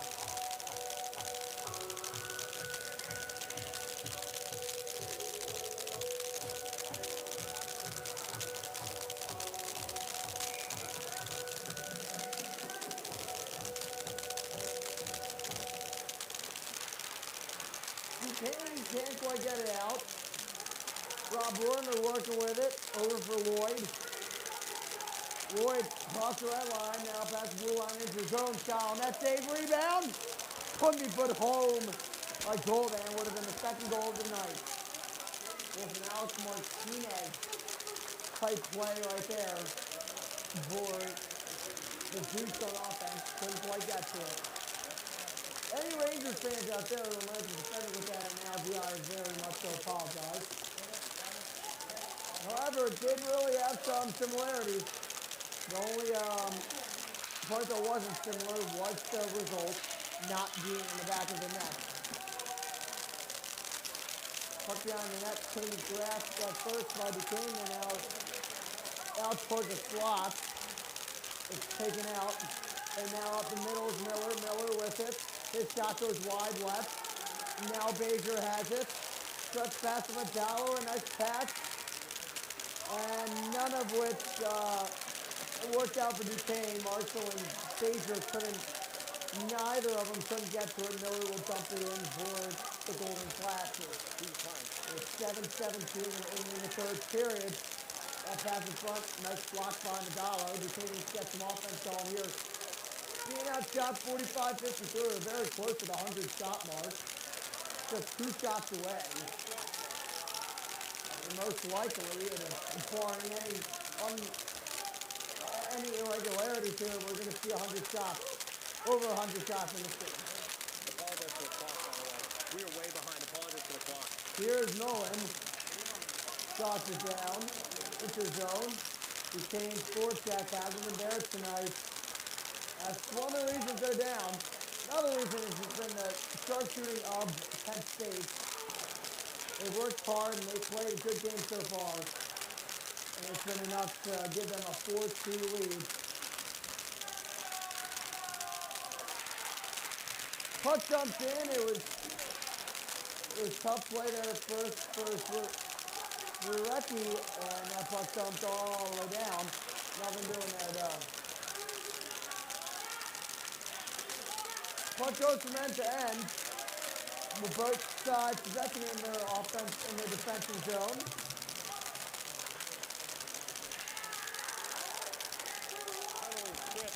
And a driven goal is gonna take place here. We're gonna see it be called on Duquesne.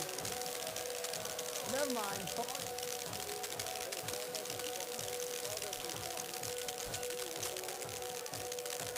Apologies on the clock there. We're a little behind there, but we're caught up now. 5:52 remaining in third. And Shane Nolan goes to the box, and that's a killer.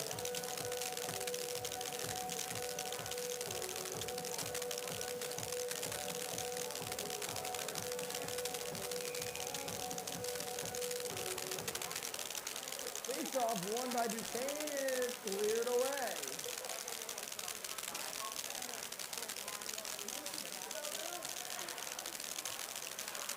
Nicely played by Dak. Decker's done a fantastic job playing that puck. And he is once again helping his team get into the zone. Penn State with it in the zone. Lloyd tries to deflect it away. That one goes off the ref, I think, and cleared away. With 5:20 to go. Now deflect off of Werner could have been a disaster for the Golden Flashes. Instead, they move it up the other way. With Pillaway goes down. Excuse me, and it goes draining down the ice off the clear from Duquesne. Jack plays it for Gabriel.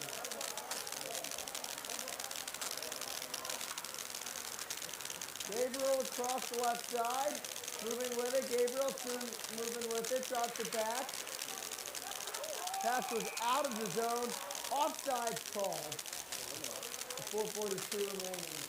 Taking a look at that one, just keep an eye on the guy high at the point there, just clearly offside.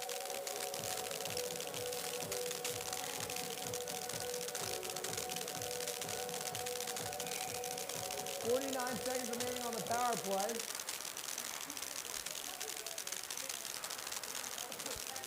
Down dumped in. Down to by Kent State. With it is Nick Valkowski staying circles around Rob Warner for the moment. Rob ends up getting his revenge as he tips it away and makes Valkowski move again. Keeps it in the zone. Here's Werner. Werner with it. Lost it behind the net. And the net comes off itself and play will be stopped.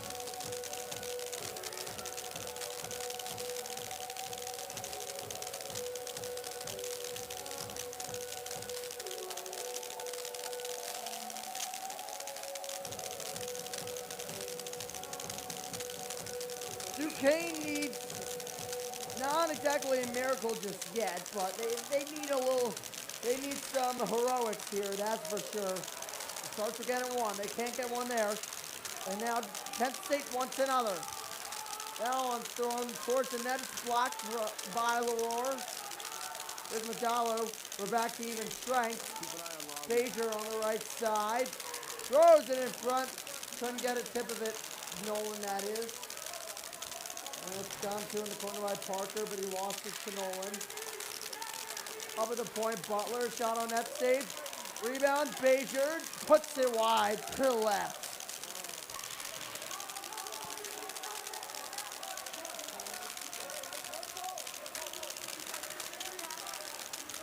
Here we go, Kent State on the forecheck there. Doesn't exactly work out for them. Duquesne will move it up ahead. Butler slowly but surely doing that. He'll dump it in. Robbie's looking at the bench. Robbie looking at Aoyama looking at the bench of Duquesne. I mean, eventually you're going to have to let him go. There's Conrad with his hand up. Let's keep an eye on that one for you. Ideally, it would be soon as we think under 3 minutes to go.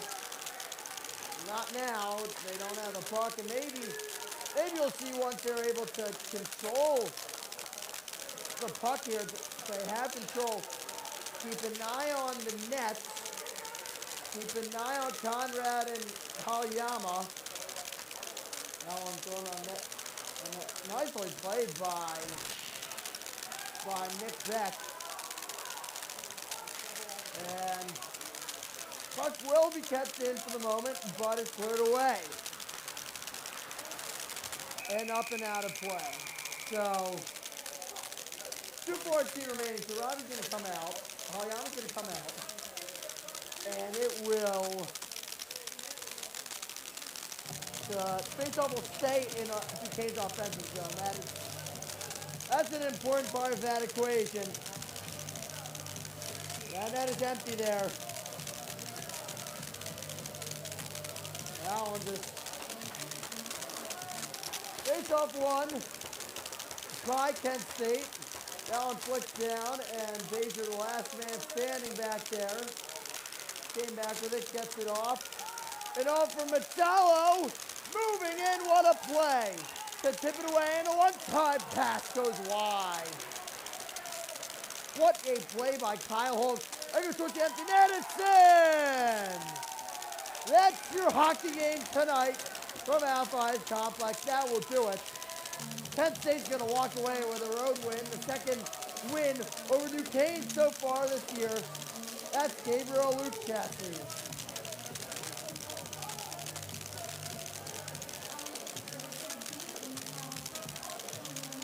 So, after the 2 goals, Duquesne scored in about a minute and a half.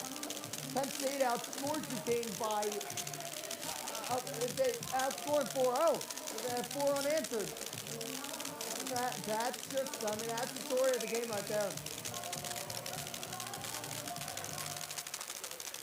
I mean, realistically, you cut out the first 3 goals. The 4 unanswered where this game was decided. An offside is called. That was close.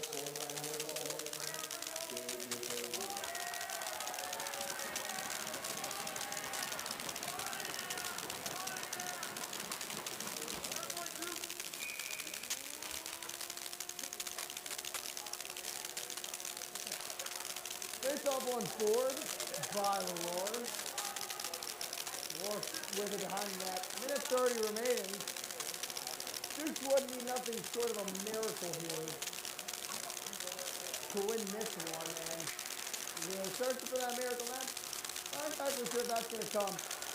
Minute 18 remaining. Be back here tomorrow to honor the life of Coach Maloney. And that's sure to be an emotional one from Alpha tomorrow. We'll have the coverage for you of that event, of the ceremony before the game. And we'll have a little something cooked up for you from the broadcast side of things. And we hope you choose to join in. We hope you choose to tune in at 7:15 tomorrow for the celebration of Coach Maloney for Duquesne, who unfortunately passed just this past week. Duquesne definitely going to loss on that side of things, and on the scoreboard tonight, 45 seconds remaining. Looks like Dukes are going to be dropping this one, and now without a bang from Tommy Leroy. Offside call. Duquesne's going to drop this one. They're going to drop to 5-14 and 3. And while Penn State had their 19th win of the year, and that's just a big win for them.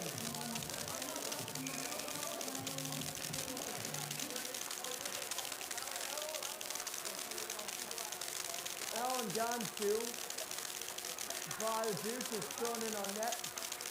Sage back with it. He's going to hold it for as long as he can.